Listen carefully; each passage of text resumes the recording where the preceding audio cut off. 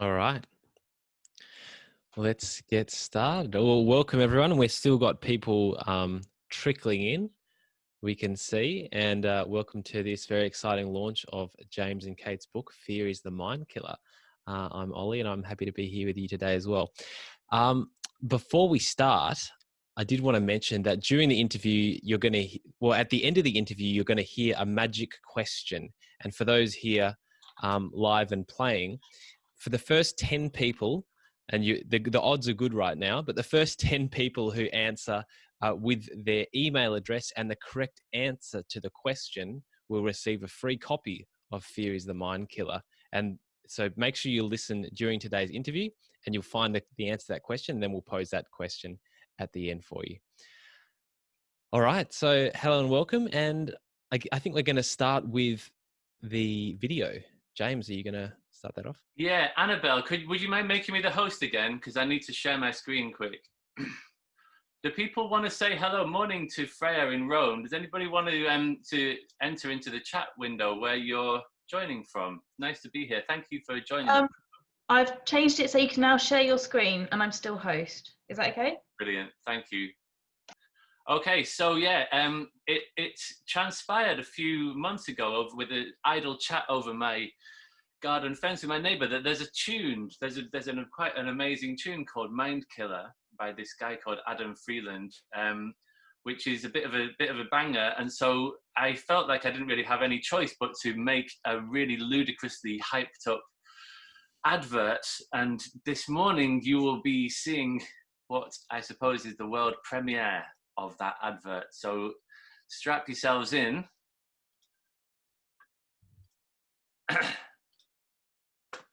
And turn your sound up. Here we go.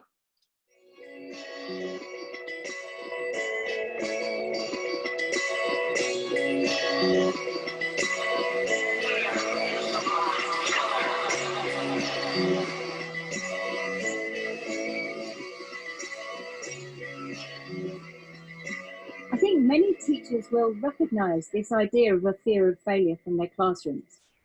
Many children are afraid even to put their hand up in class to contribute to discussions, even when they know the answer. They become anxious around performances and exams, and some are completely terrified of any form of public speaking.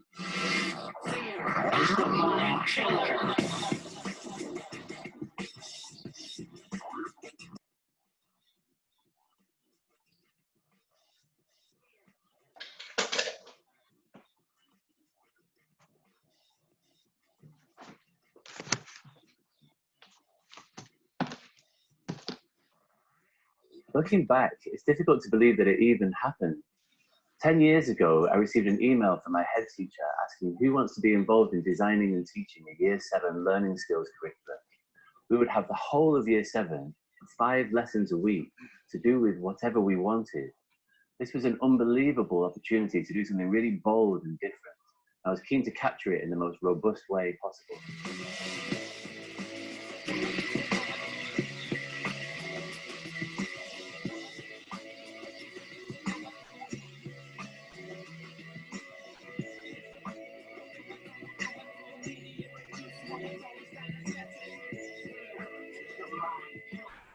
So I signed up to do a PhD, which turned out to be an 8-year study where we followed 4 cohorts of children from Year 7 through to Year 11, 1 control cohort and 3 learning skills cohorts. That evaluation found that those children went on to receive the best set of results that that school had ever seen by some margin. And it was especially beneficial for children from disadvantaged backgrounds, so the disadvantage gap closed from the bottom up almost completely.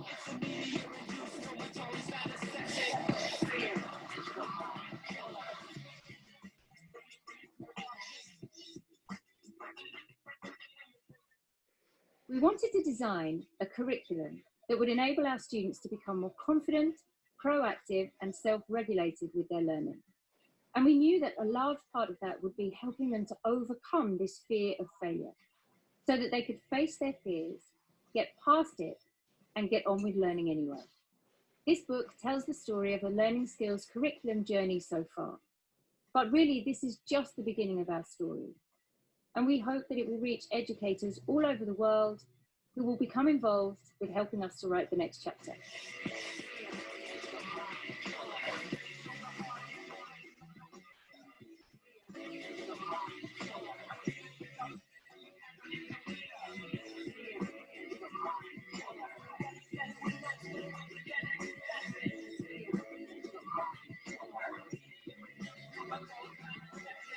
Fear is the mind killer.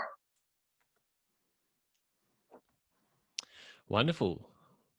Well, thanks for that, James and Kate. And we might just start. Where are you both in the world right now? Kate, you've got some darkness and some palmy looking things in the background. We'll maybe start with you. You can start to see them. So I'm in the Dominican Republic right now. It's first thing in the morning. It's 6 a.m. here. So the sun is just coming up behind me. Yeah, I came here in January and I've been here ever since. And now I'm not sure that I'm going to leave. So that's where I am. Good stuff. And you, James? I am in a much more exotic setting. I'm in my lounge in Brighton in the UK. Very good. And I'm in Melbourne in Australia at present. First question really is, how do you feel? How do you feel to have it done and all finished? It was a long time coming. How are you feeling about it, Kate? It was a long time coming, wasn't it? I am in that kind of afterglowy bit a little bit. It's nice to have it out in the world. I feel kind of proud of myself, which is not something that I always recognize. And I'm really glad that we did it. I'm glad that we saw it through to the end, and I'm really glad that it's out in the world now. And I just hope that people enjoy it, I guess. Wonderful. How about you, James?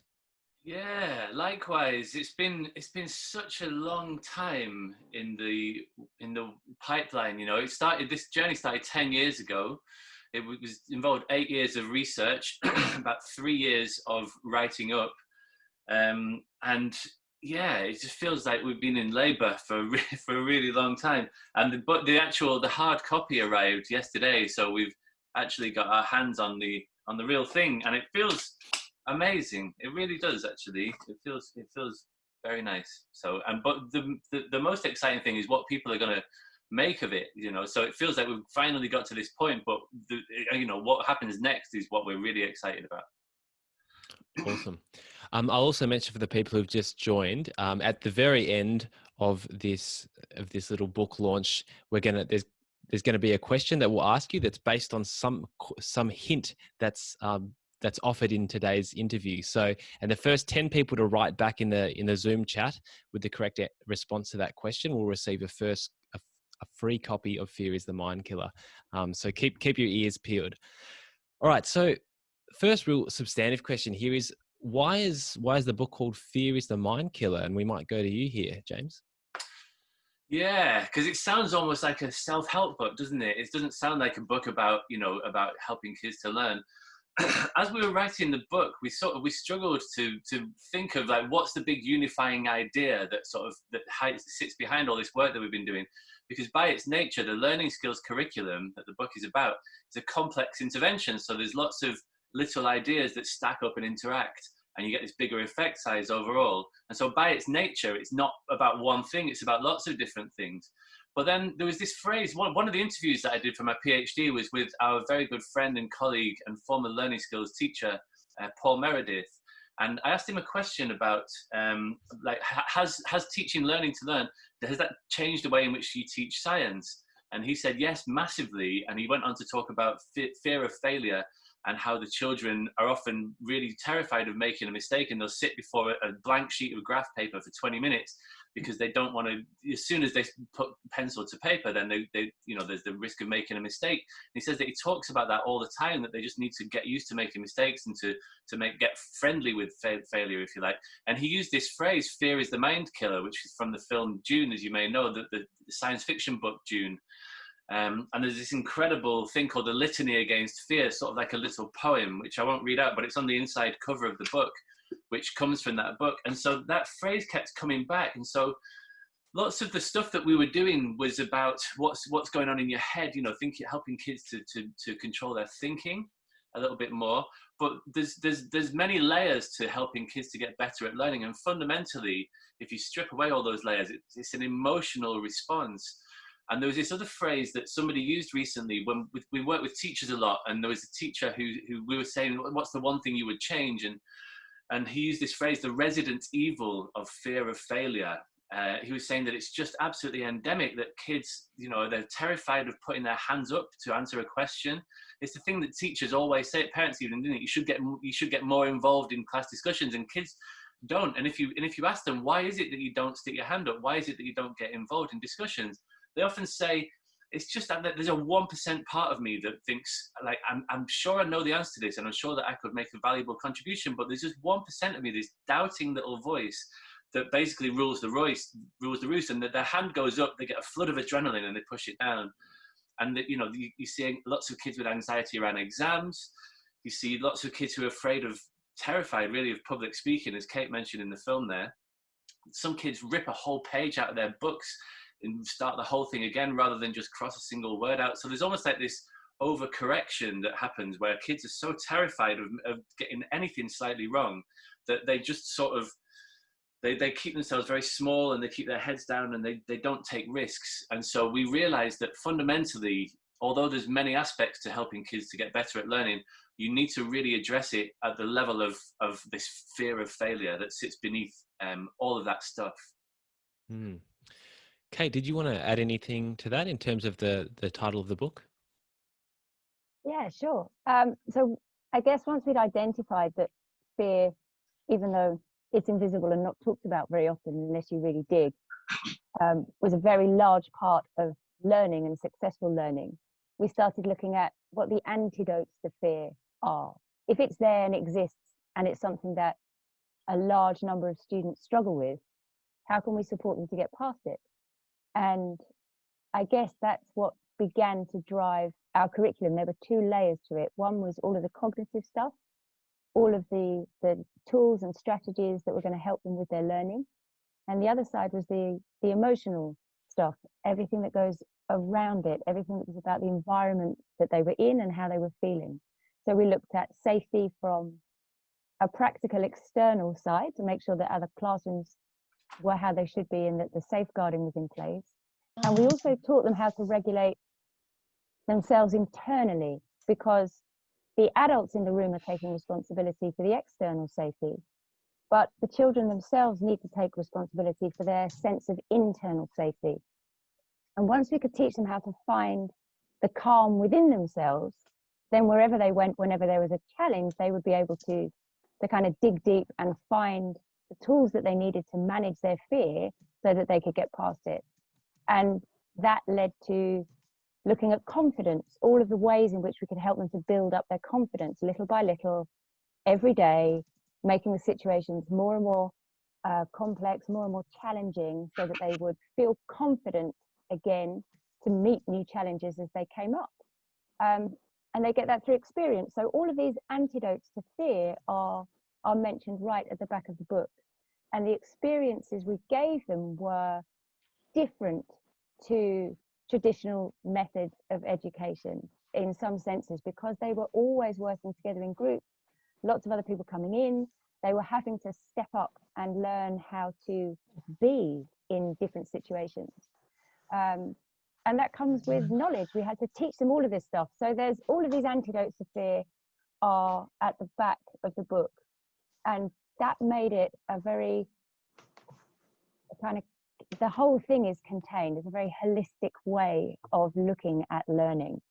And it worked on us as well as teachers. We were quite fearful in the beginning of taking these risks with learning, but we used these tools on ourselves and we managed to hold our nerve, and it all came good in the end. And that's why there's a book. That's great. And so many different moving parts there. It's amazing you managed to bring them all together. Could you maybe take us back a little bit to the start of this journey, Kate? And how did it start? How did you start getting involved? And how does a school decide to take on a challenge like this in the first place?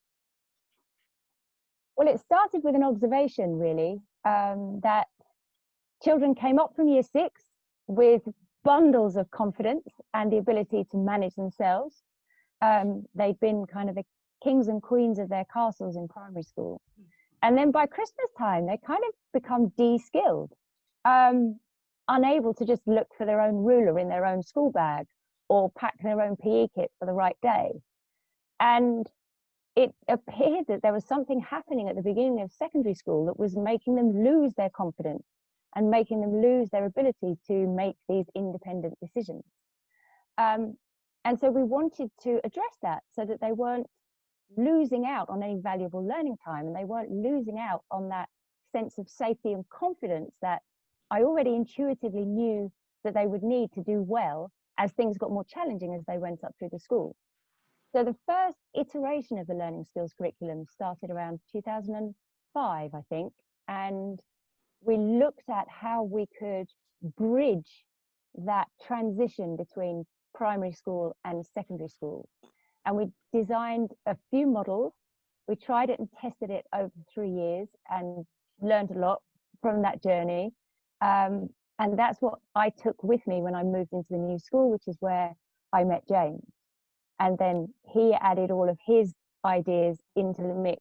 So it was a complex intervention for the students made out of a complex intervention of adults. So, and that's how it's grown. So it's kind of been a 15-year journey of observing and looking for answers and testing them out and making them better and figuring out which are the moving parts that we needed for our children in our context so that we could support them to become the confident, independent, self-directed learners that we always felt they could be. Thanks, Kate. Now, James, you mentioned it a little bit in the video at the start, but really what was the impact of this big project? Yes. So as we said in that video, so we followed 4 cohorts of children from year 7 through to year 11, and we looked, there was 2 big sort of elements to it really, the stats, if you like, and the stories. What was the impact that this program had on their learning across all the different curriculum subjects? And then also, what did the children say about this thing, and what did they write about it, and what did the teachers write about it as well, and what did the teachers say about it? And so in terms of the stats, by the end of the first year, we could see that there were some things. It was a bit too soon to tell what the impact was on their academic learning. But for example, the attitude to learning scores. So as I'm sure you know, that in lots of schools, children get given an attitude to learning score by each of their teachers. Usually ours was on like a 6-point scale. And the attitude to learning scores of these children was way higher than previous cohorts. And so we started to see some bits of evidence in the data that it was having an impact. And then and that was partly why when that first cohort got to the end of year 7, the curriculum time expanded into year 8 with them, and then again into year 9, because the other teachers could see that this was really having an impact. So the first big analysis was when they got to the end of year 9, after 3 years of this, and that analysis found that these kids were performing way better than the previous year group, than the control year group, by quite a margin. And in particular, it was beneficial for disadvantaged kids. So like all kids benefited from it. Non-disadvantaged kids, if you like, did better than their counterparts in the control group, but it was especially beneficial. So the disadvantage gap closed, as I mentioned in the video, almost completely. So at the end, in that end of year 9 analysis, the disadvantage gap in the control group was about 25%. So the difference in attainment between children from disadvantaged backgrounds and their peers is about 25%, which is about average for the country. It's a little bit higher than average. And in the learning to learn cohort, that gap by the end of, after 3 years of learning skills, it was 2%. So we closed that gap from the bottom, like I said in the film, almost completely. And we saw almost exactly the same pattern of results 2 years later when they got to GCSE. They got the best set of results that school had ever seen by some margin. And again, the gap closed hugely. I think the disadvantage gap closed by about 70% from one cohort to the next. So that was really strong, but it's a strong claim to be able to say, obviously how kids do in their GCSEs is largely a function of how hard they worked, right? And how hard their teachers worked and so on.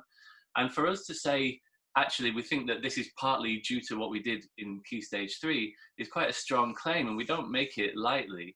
So the bit where we can really sort of argue the case for some sort of causality here is that we looked at, so as part of the intervention, the children had learning journals, and they would write in learning journals once a fortnight for almost a whole lesson. And we often asked them about, does learning to learn help you in other lessons? If so, how? So we will get evidence of transfer that way. And I also interviewed lots of kids, and we also interviewed teachers. And really consistently through that data, as we go through in detail in the book, we can pull out really consistent findings that the kids were doing better in their other subjects, and the kids were able to say how learning to learn was helping them get better in their other subjects, and the teachers were able to say that. And the one thing that it boils down to more than anything else was confidence. So one of the three big ideas in the learning skills curriculum is oracy, developing children's speaking and listening skills. And we really threw the kitchen sink at it. We had them doing lots of paired talks, small group work, structured debates, learning how to take part in philosophical inquiries, and how to stand at the front of a room and deliver a knockout speech. And when you support children to go through that process, it changes their perception of themselves. Like, it's not just about some mechanical, like, new skill that they've learned.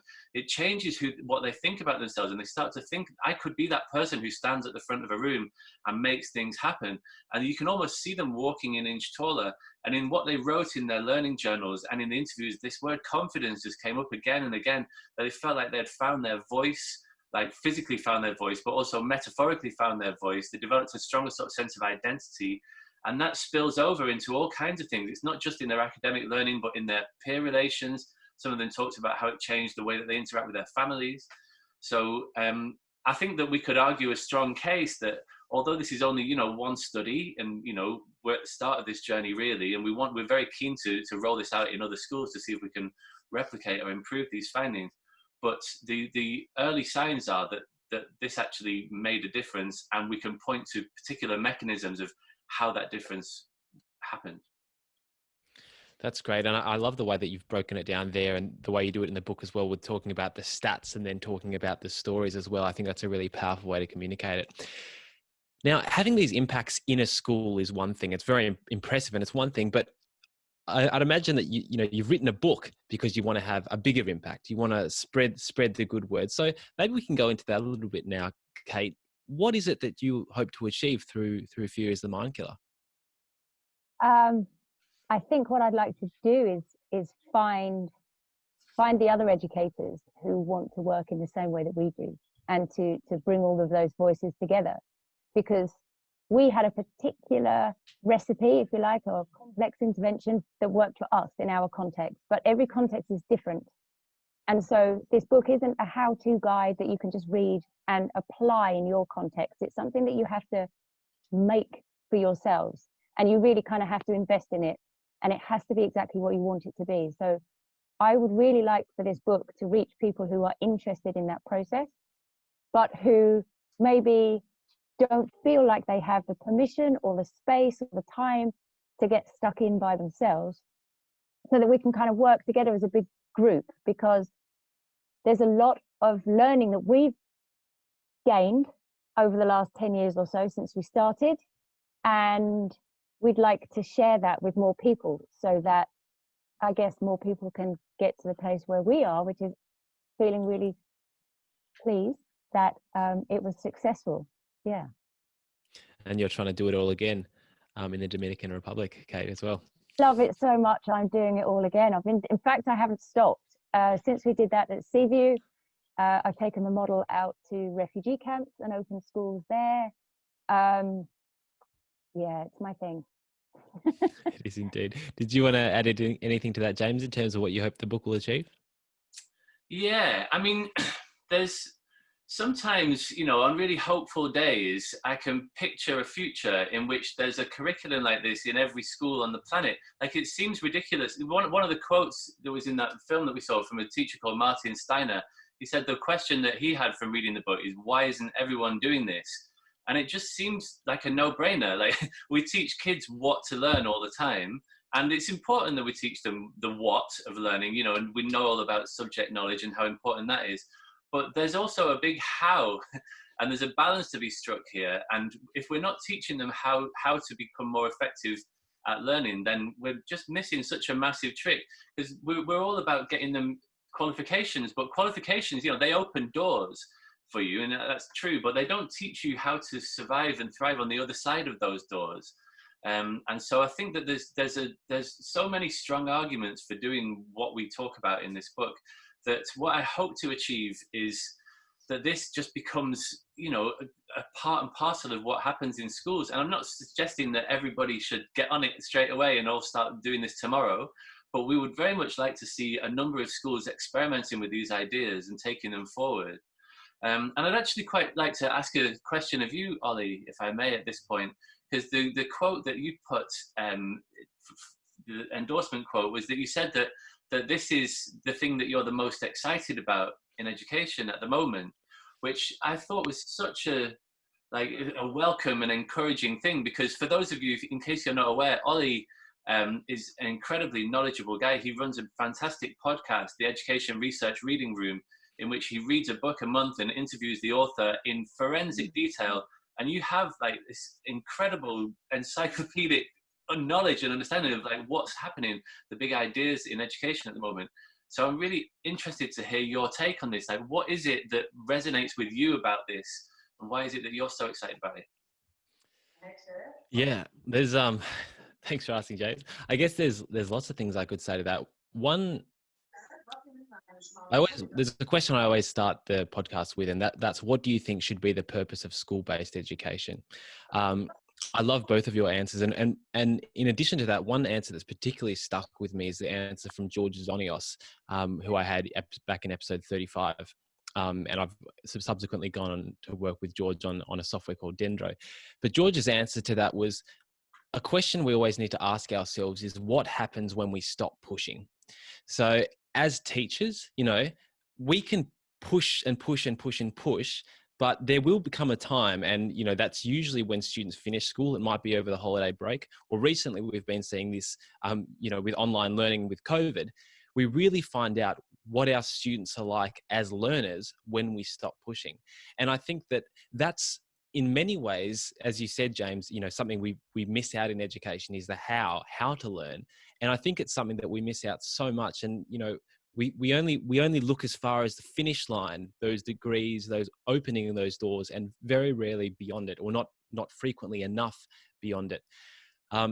So that's really the first thing. And then, I mean, I've just done some writing about cognitive load, and from a cognitive load perspective, the way I put it is, there is always an infinite source of extraneous cognitive load for students. That is, students can just choose to think about anything whilst they're in the classroom or doing anything. So ultimately, the person doing the learning is the student. And if the student isn't self-motivated to do that learning, if they don't feel empowered to do that learning, basically, no matter what the teacher does, the learning isn't going to happen unless the student chooses to cue in themselves. So the learning must start with the learner. And I think that the work that you two have done on this is crystal clear about how we can better support learners to head in the right direction on that journey, and to be empowered to learn within and beyond school. So I guess that's my answer. I could probably talk more, but I'll leave it there. Okay, thank you. It's really nice to hear. I want to steal that one from you, Ollie. The learning begins with the learner. I like that. Yeah, fair enough. No worries. Please feel free. Said it in like a few words. Thank you. Wonderful. So I guess that's kind of my reception of the book. But how have you felt about the reception of the book more widely? Because you have kind of thrown it into an educational ecosystem that, you know, where learning skills, some people are really behind it, but some people kind of aren't. And there's some pretty outspoken people on either side of the debate. How do you feel about how it's been received? Yeah, absolutely. It does sort of go against the grain. I've seen some rumblings on Twitter of people sort of saying, oh man, you know, there's another book about generic skills, you know, we're going back to the Stone Age sort of thing. There are people who feel really strongly against this stuff. But so far, I mean, you know, we've only got the word of the reviewers that we sent it to, although we did send it, you know, we intentionally sent it to people from both sides of the aisle, if you like. And, you know, there was that quote, there was a quote by Mark Enser, a teacher and a test columnist who is, you know, quite traditional in his views. And he gave a quote where he said that, you know, he's usually pretty skeptical about this stuff, but he found this really eye-opening and refreshing. And, you know, there's a few other people that we could point to from the traditionalist side. So one of the chapters in the book, the chapter 3, Learning to Learn on Trial, is where we look at these arguments against learning to learn, and then we sort of rebut them and say, we can understand why people are against this stuff. And when you understand the history of learning to learn, you can see that, you can see where it fell over, if you like. You can see where it sort of went a bit weird and people started backing away from it. But actually, we're really hoping that this book will mount a big comeback, because there's such a lot in it, as we've already seen. So, the early signs are really positive. But again, this is just the beginning, and maybe those people were just being polite because, we asked them to review the book. So let's see how it goes when it's out in the big wide world. That's great. Did you want to add anything to that, Kate? No, I'm good. I'm quite happy to stay under the radar. I will try and self-regulate through any negative feedback that I get, and carry on doing what I do. I mean, we've been working on this for a really long time, and while we were doing this, it was probably the least popular period in history for learning to learn, but we did it anyway because we believed in it, because we could see that it was working for us in our context with our students. So I guess, like James has said earlier, it isn't for everybody. Not everybody needs to work in this way, but if you feel like working in this way could help you as a teacher and your students, then hopefully the book is there to help those educators move forward with the ideas. It doesn't have to be for everyone, that's okay. That's great. And something else I really appreciate in the book is the way that you talked about the different generations of learning to learn.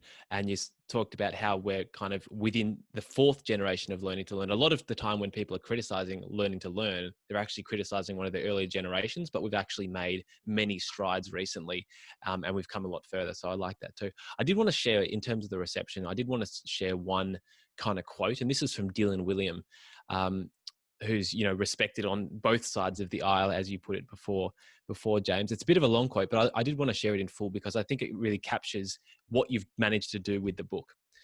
Here goes. As school systems around the world recognize that they are preparing their students for a world that no one can imagine, attention has, perhaps unsurprisingly, turned to whether it is possible to teach learners how to learn. And this has led to a rather polarized debate. On one side are those who argue that our traditional curriculum is unfit for the needs of today's learners, and that we should instead focus on so-called 21st century skills. At the other are those who provide mountains of evidence that such skills tend to be highly specific to particular subjects, and that learners rarely transfer what they have learned in one subject area to another. The truth is that both sides are right about some things. Some of what we need our students to learn are highly specific to a subject, but there are also ideas that go across the whole curriculum. The challenge is to discover what they are and how they can be effectively incorporated into the curriculum. And Dylan continues. This is why Fear is the Mind Killer by James Mannion and Kate McAllister is so welcome. The book tells the story of an implementation of a learning to learn curriculum in an English secondary school and how that approach increased student achievement, whilst at the same time closing the gap in achievement between students from more affluent and less affluent homes. More importantly, the story is told in sufficient detail that it provides a clear plan for how to implement such a curriculum elsewhere, with honest discussions of the challenges and difficulties encountered. I don't know of any other book that provides such clear guidance on how to harness the common elements of learning across a curriculum, bringing greater coherence to pupils' experiences in school, while at the same time respecting the real differences between school subjects. Highly recommended. You two must have been pretty stoked when that came through in the email account. Yeah, really pleasantly surprised, because Dylan, was just saying to you about how you've got an encyclopedic knowledge of education. Like Dylan's got that, but also 30 plus more years of experience of doing this. So to hear him say that was really welcome, especially as he'd spent the previous weekend sort of sending me really long emails with really quite, he wasn't pulling his punches. He was, really quite rigorous in taking down some ideas in the book. And I thought he didn't like it. So then for him to come back with that was really, really surprising and very welcome. Yeah. That's great. I did also want to mention there is a code that you can use at the moment to get the book 35% off. It's FEAR, FEAR, FEAR35. So if you write that down, that'll only work for the next 24 hours, I think. So that's a good option if you're keen there. Next question, who is the book for? We'll start with you, James. Who's it for? So that's a good question. We thought about that a lot. I mean, our initial thought was that it's for teachers and school leaders. Obviously, you know, it's about, you know, school-based education. We think that it's relevant to everybody, you know, who's got an interest in education, and that includes parents and carers as well. We tried. One of the reasons that it took so long to write, because I wrote my PhD and that was finished like sort of 3 years ago, and I thought, oh, I'll just turn my PhD into a book. It'll take like 6 months, and it took 3 years because like it's really hard to make this stuff readable, partly, and so. You know, we hope that it will be appealing to people, you know, right across the piece. And like, you know, Kate was talking about, you know, this is not only relevant to school-based, you know, it might be, you know, what we're really interested in is, sorry, I just saw a question from Annette in the chat. We'll put a link to where you can get that code from. So I can't remember what I was saying. Yeah. You should be focusing on answering the questions, James, and let us handle the rest of that. No, it's okay. Now, the question that I asked was, who's the book for? Oh yeah. So we're very hopeful that it'll be, you know, applicable across the piece. We wanted it initially to be taken on board by, you know, similar schools to Seaview, where we developed this idea, which is, you know, a school in quite a disadvantaged area in the UK. But, you know, like you see, you know, even before COVID, like it's really hard to implement change within the state sector. So although that's where we would really like to see this have a big impact, it might be that it's other places, you know, like Kate's, you know, Kate's gotten so good at self-regulation. She's self-regulated her way to the Caribbean, and she just bought a school there, and that's going to be the next chapter for her. And, you know, like she said, we're taking this into workplaces, into universities, into refugee camps, and you know the alternative sector is, you know, thriving, and more people are getting interested in homeschooling, especially with COVID. And so we think that it's got wide appeal. We hope certainly that it's got wide appeal. Right. Did you want to add anything to that, Kate? No, I guess I just wanted to add that anyone who's interested in learning, I think that lots of us grow up with this idea that learning happens in school, and if you don't do well at it in school, you've wasted your ticket. And learning is something that happens for the whole of the time that you're alive, as far as I'm concerned. And I think that most of the things that I learned since I didn't do very well at school and wasted my ticket. And so I guess the book applies to everybody who's interested in learning, because they can read it and look at it from the perspective of themselves. They can read it and look at it from the perspective of the people around them that they're trying to support with their learning. So if you're interested in learning, then I think it's an interesting book, I hope, at least. Wonderful. Now we might go to questions from the audience here. Feel free to type them in the chat.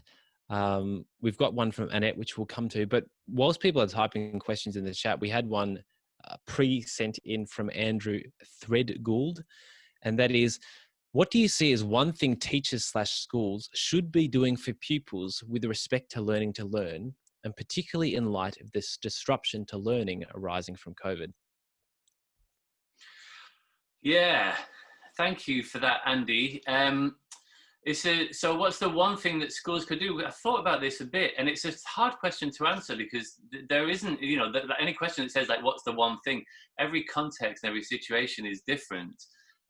But if you forced my hand and I had to pick a strategy, I would go for a weekly review, which is basically, it's a very simple idea. It's just like a weekly check-in. And the reason that I chose that is because it's applicable. If you're a tutor, you can do it with a tutor and ask your kids, you know, how's your week gone the previous week? If you're a subject teacher, you can, you know, use it to focus in on how things are going in maths or in drama or whatever, or as a parent or carer.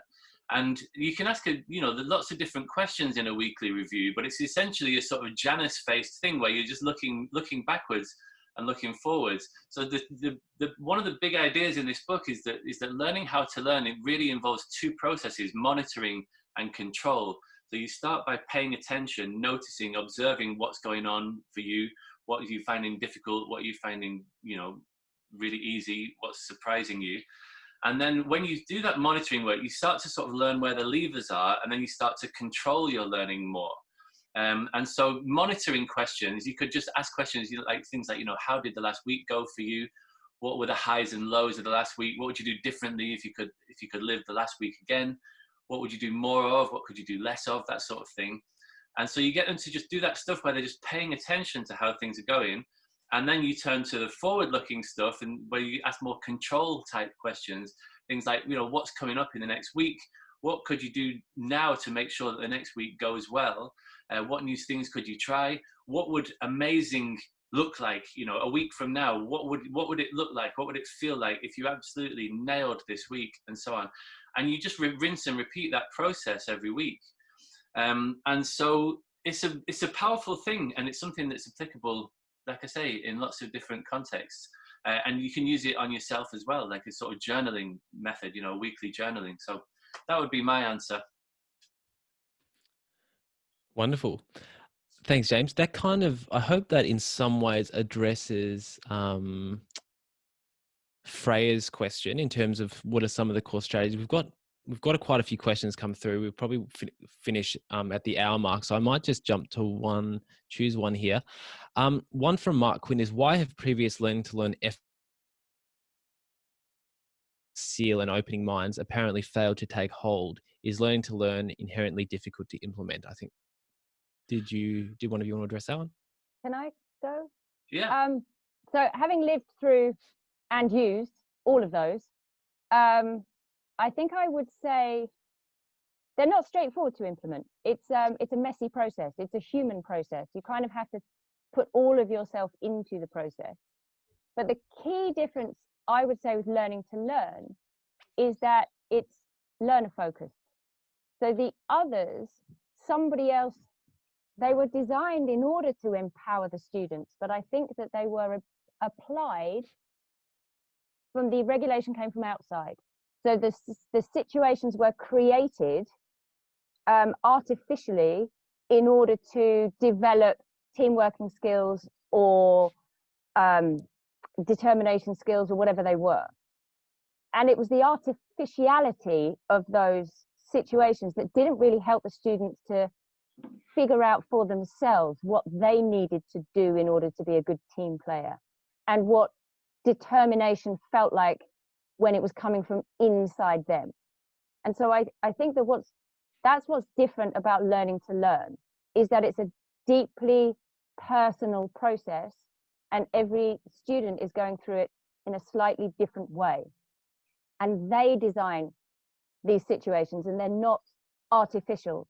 They're there for a purpose. It's something that they've chosen to achieve, and therefore they have to figure out how they're going to achieve it. So they're kind of going from this greater purpose and then backwards into what's the knowledge and skills that I need in order to achieve my purpose, and then what tasks do I need to conduct and carry out in order to gain the skills and knowledge I need in order to achieve my higher purpose.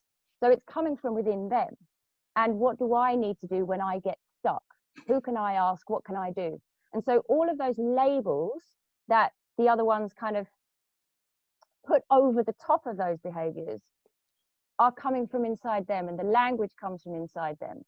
And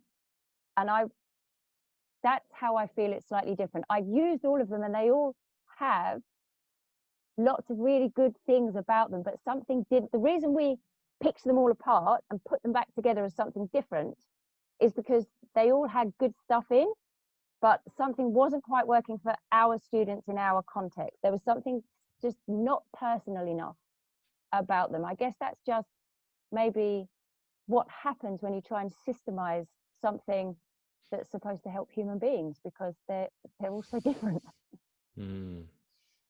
Yeah. Thanks, Kate. Can I just add to that? That's a really good answer. I think I would just add as well, because part of the question was like, why did previous efforts fail to take hold? Is it inherently difficult to implement? I think that part of it that you alluded to earlier, Ollie, was that like stuff that happened in earlier generations of learning to learn, you know, there were some ideas that were very intuitively appealing. Things like, you know, brain gym, the idea that you can exercise your brain like it's a muscle and you can sort of get better at doing stuff by doing mental exercises. It's sort of an appealing idea. And you could also argue maybe that there's a bit of growth mindset in there, that, you know, the idea that learning takes effort. And things like learning styles, this idea that children have different learning styles or multiple intelligences, you know, that you can be musically intelligent or spatially intelligent or visually and so on. All of those ideas were sort of appealing. And it turns out that we, you know, after having experimented with them, it turned out that there wasn't really any evidence that teaching with multiple intelligences in mind, for example, was any more effective than not doing that. And so we were experimenting with these ideas, and the teaching profession has been on a journey. And it seems that people have got two different ways of responding to that. Some people look back and they sort of talk about feeling angry. They think that they've been sort of led up the garden path by pseudo-scientific sort of snake oil salesmen who were sort of just spinning all of this nonsense to make money and to, you know, to pull the wool over teachers' eyes. But there's another, you know, Guy Claxton has another sort of more forgiving analysis where he talks about this is almost like there's like an adolescent phase of development that we were going through, that we were sort of trying these ideas, a bit like an adolescent haircut that you know seemed like a good idea at the time. You probably wouldn't revisit it again, especially, well, not when it's not an option anymore. And so I think that, you know, we've been trying for a long time to sort of to make this it's a complicated business, teaching kids how to get better at learning. When you think about how many different kinds of schools there are, how many different kinds of kids and personality types, and how many different types of teachers there are, it's a complicated business. This is not a problem that we're going to solve overnight. But, you know, we've made lots of really strong progress over the last 40 years or so. And we think that with this book, we've really pushed that field further forward into a way that's practical and hopefully easy to implement and to replicate. And not just to replicate, but I strongly think that we can seriously improve on the findings that we published in this book, partly because we've got so much more clarity now than we had 10 years ago, especially about implementation. So thank you for the question, Mark. It's a good one. Marvelous. Now, I imagine you've both been having a bit of a read of the questions, have you? If you have, and if there's one that stands out for you, feel free to, I know James's eyes have been on them, feel free to pick one to answer. And if not, I can pick one for you. Okay. There was the one from Lynn about, are you putting together a year 7, 8, 9 friendly version for students so that they can access this directly as well as through their teachers? That's a really good question. There is a really good book that was published recently by Barbara Oakley and Alistair McConville called Learning How to Learn. And that uniquely, you know, in this field is aimed at kids.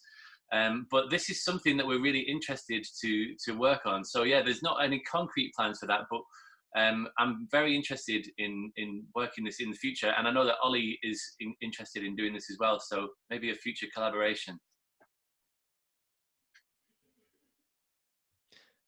Were there any other questions that you were keen to address? I kind of like to address the question from Sue Hellman, because I think one of the challenges that comes back from people is, yeah, but you had this unbelievable opportunity to do what you did. You had a head teacher who supported you and who believed in it, who gave you time and space. And time and space are incredibly precious commodities in a school, especially when maths and English results are all powerful. And so I think, so we faced those challenges too. The head teacher was definitely behind us, but there were other members of senior leadership team who didn't believe in it quite so strongly as he did. And so I think the mistakes that we made in the beginning were not being brave enough with our vision and telling everybody early enough what we wanted to achieve. I wanted to quietly work on it in the background and make sure that it was effective before it grew. And that threatened its very existence because we weren't making a big noise about what we were doing.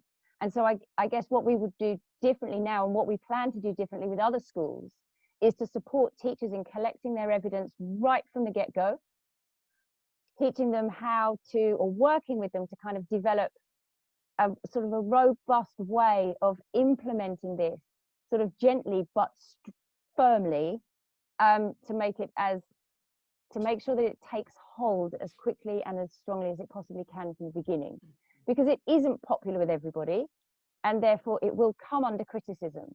So you need the strength of your team together, holding you together when the criticism comes, because it comes, right? Because when you hand over the responsibility from the teacher to the children, like, it doesn't always go smoothly the first time, right? Anyone who works with children can understand that when you give them some responsibility for making decisions about how they learn and what they learn, mistakes get made. So those challenges were real, but I think if you start small and you collect the evidence and you can speak with passion and have it on paper as well to prove that what you're doing is having an impact, then it will make it easier to ask for that time and that space that you need in order to make it grow. Thanks, Kate. James, did you want to address any other questions? And if you do, maybe if you could read the question out prior to responding, just so that people who can't see the Zoom chat, maybe watching it later on the live stream, can know what you're responding to. Yeah, sure. There's one from Nazam Hussain. It says, I'm an educational psychologist, and this is very relevant. What are your thoughts on how to scale this up, replicate the program across contexts? And if it's not a step-by-step program, what frameworks do you use to maintain implementation fidelity, if you like? So I've become quite obsessed in recent years with this emerging field of implementation science. This sort of group, it started in sort of psychologists have been working on this, and it's much more developed in the world of healthcare than it is in education. But it's taking this question of, like, what can we take about what we know about what works or what doesn't work, and then translate that into policies and practices that are able to replicate or improve on those effects when we, implement them in diverse real-world contexts. And we've made some massive leaps and bounds towards coming up with a whole framework. So one of the things that I've done, is the focus of my next book, is to put together a toolkit of ideas that teachers and school leaders can use to implement not just learning skills, but anything effectively. And I've been running workshops on this for the last few years, and the feedback has been absolutely phenomenal. Like, there's a massive hunger out there for people for this knowledge. So this is something that we've thought about a lot. And one thing that we really don't want to happen, and we've been so emphatic in this throughout the book, we don't want somebody to take this book and then go, right, we're going to implement this in a top-down way. And in the middle of the book, in chapter 5, it's the longest chapter in the book by far. There's all these practical ideas for things that you could do. But if somebody tried to implement those in a top-down way, like, A, it wouldn't work, and B, you'd drive yourself and everybody else mad. Like, so in the end of the book, there's a chapter called an implementation checklist, where and that thing that you talked about in the question, Nazam, about implementation fidelity, like, you want people to, there's this idea that Wiliam talks about called tight but loose implementation.